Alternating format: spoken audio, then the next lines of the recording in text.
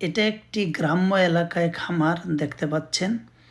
খামারের মাছগুলা এই জায়গায় ত্রিপাল দিয়ে হাউস তৈরি করে অল্প খরচে টাঙ্কি বানিয়ে এই জায়গায় মাছ চাষ করা হয়েছে এবং এই মাছগুলা আমাদের গ্রাম্য ভাষায় মাগুর মাছ বলা হয়।